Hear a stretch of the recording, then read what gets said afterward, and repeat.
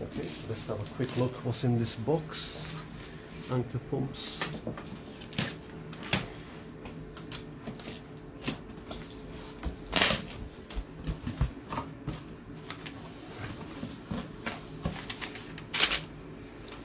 So it's a Marco-Fill 3 pressurization unit.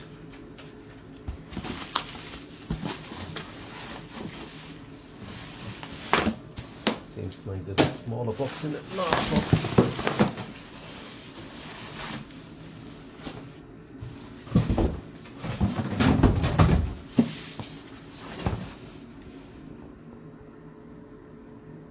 Let's have a look what's inside.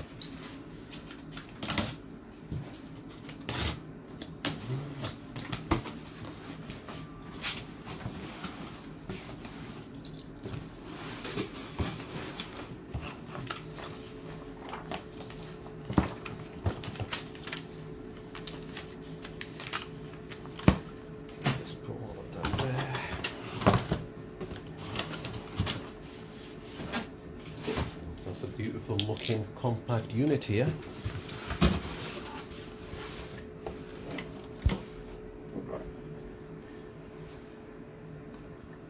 That's a nice compact unit.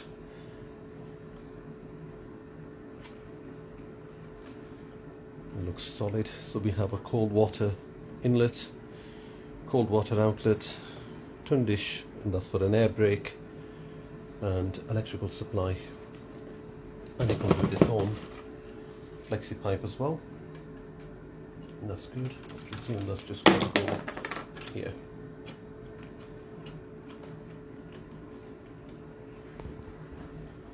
Perfect. So the plan for this auto pressurization unit is to be installed on the back wall there, which should fit. We can either mount it here, or we've got some space here as well for it, but then we're going to have to go over these pipes and stuff. Where do you think it just should we put it here? Even here looks alright. Looks alright here to as well, because all the cold supplies and everything else is here. Yeah. Or put it there where we initially planned. But either way, that's what we will do. I'm impressed with the size of it.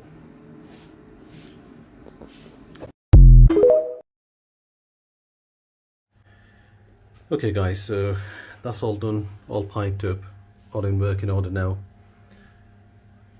I initially had to fill the system in because this is not the primary source of filling, but so I put the system pressure up to about 1 bar, turned this unit on, and it's topped it up to like 1.5 bar now, and it's maintaining it. System's currently going through purge mode, and it's quite a large system, but it's constantly topping it up as soon as the pressure is going down, as you can see. So it just tops it back up. The manual filling is still connected, it's still here. So if somebody bought to drain the system, at least they can just fill it back up using this gauge or this filling loop, and then they can just revert back to that. What are you doing? Making a label. Making a label for this fuse spare now for it.